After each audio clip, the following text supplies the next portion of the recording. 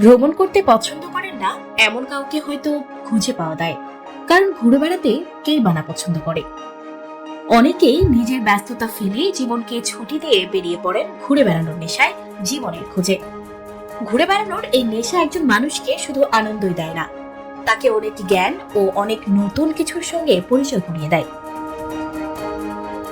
ভ্রমণের সময় অনেকেই পাহাড়ের ওপারের মেঘের দেশে যেতে পছন্দ করেন, অনেকে সাগর পাড়ের রঙিন জীবনে যেতে পছন্দ করেন, আবার অনেকেই আছেন যারা ঐতিহাসিক স্থান পরিদর্শনে যান।